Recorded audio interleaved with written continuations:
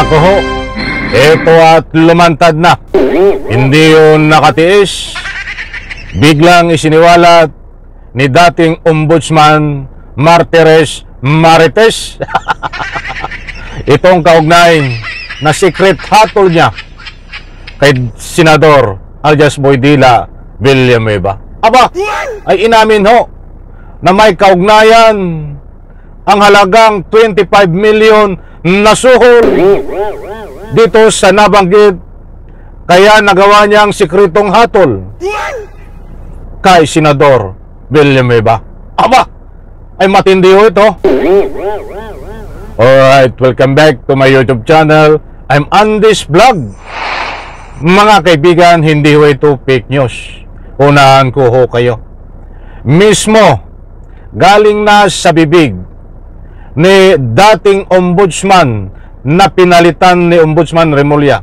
Itong si Ombudsman Martires Marites, na kaya nagawa niya sikretong hatol dito kay Senador Villanueva ay dahil sa nabanggit niya na tumataginting na 25 million pesos na suhol. Siya ho ang may sabi niyan sa kanyang biglang isiniwalat.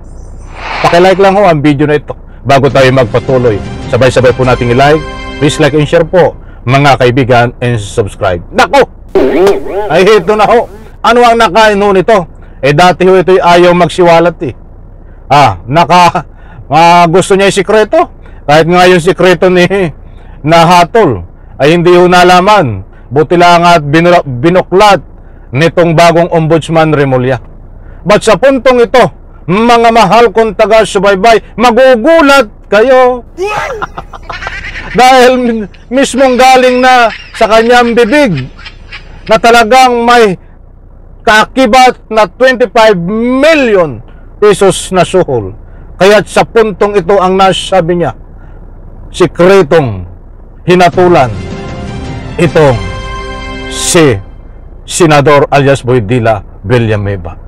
Bago ko ipagpatuloy at kapanapanabik mga kaibigan, itong ating tatalakayin. Pabor po ba kayo dito sa galawan ni dating ombudsman na si Martires Marites na sikretong hatol at may nababanggit siya na ang dahilan ay suhol na 25 million mga kaibigan? Ay talagang matindi ho. Mga mahal kong taga-subaybay, diyan sa comment section, inaanyayahan ko ho kayong magbigay ng anumang public opinion. Ilang oras pa lang ho ang nakakaraan, lumabas ang balita na ito buhat sa Billionaire Channel. Nako, pakinggan ho natin mga kaibigan, huwag kayong bibitaw dahil importanteng mahalaga na malaman nyo po ito. Eto, shout out po sa lahat. Divert to the secret decision, which there is no secret decision. The secret decision is just, yung bukang bibig lang ni Ombudsman Remulla. But I would advise Ombudsman Remulla, if you are listening, you work.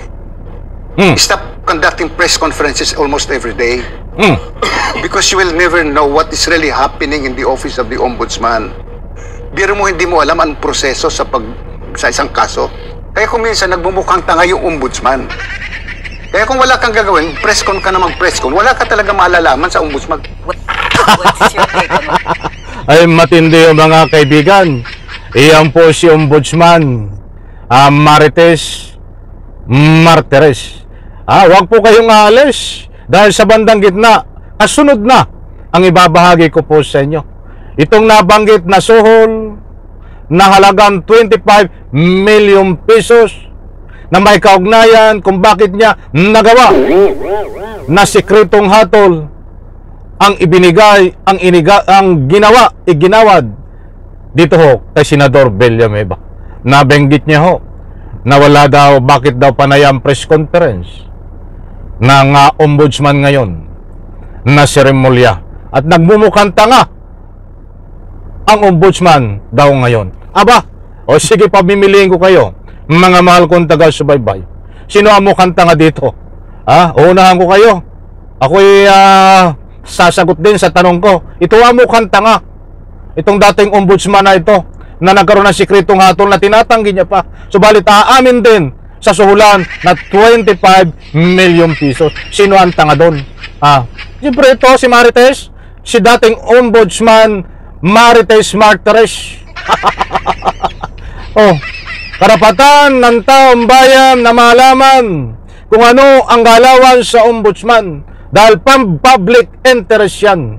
Kapakanan ng taong bayan ang nakasalalay dito. Magtrabaho kayo sa ombudsman. Pagkatapos ng trabaho nyo, ipaalam sa taong bayan kung ano ang tinrabaho nyo.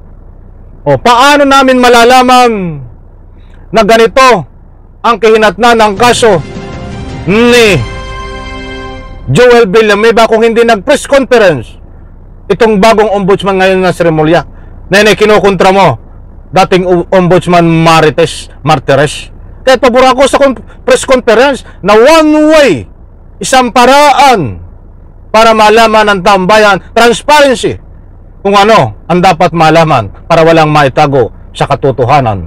Ayan palibhasa, ikaw kasangkot ka ombudsman na Marites Martires. Eto, kapanapanabik mga kaibigan, ang pagsiwalat ng 25 million na suhol. Kaya nagawa niyang itago itong hatol kay Senador Villanueva. Ito, mga kaibigan. What's going on right now? Well, all Attorney Triggs has to do, if my recommendation is favorable to the respondent, look for the respondent and tell the respondent, gusto mo manalo sa kaso mo? Bigay ka lang ng 20 million. It happened several times. Bigay ka lang 20 million, ako nang bahala kay ombudsman. Bigay ka 20 million, wala namang kaalam-alam yung ombudsman.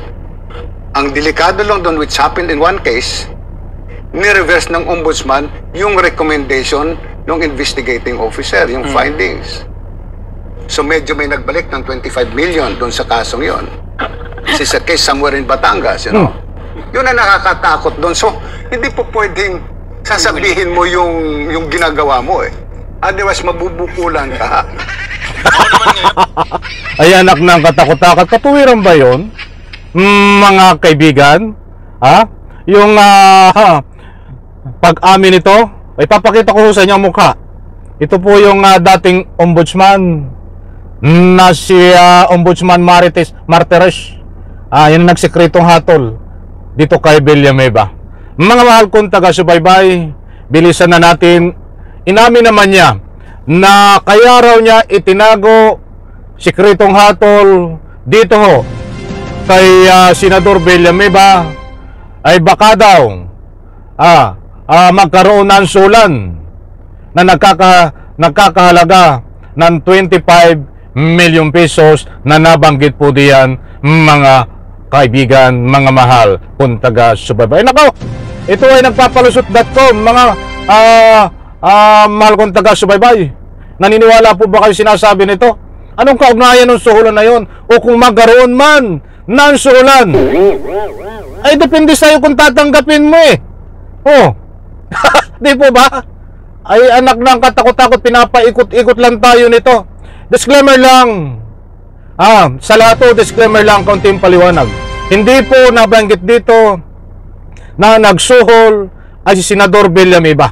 Ito po ay nabanggit niya, kaya raw sinikreto niya ang pagbaligtad ng hatol dito kay Senador Villanueva dahil baka magkaroon ng suhulan ng 25 million pesos. At yan ay walang nabanggit na pangalan. In fairness lang po kay Villanueva. Hindi po natin tinutukoy dito si Villanueva ng suhol.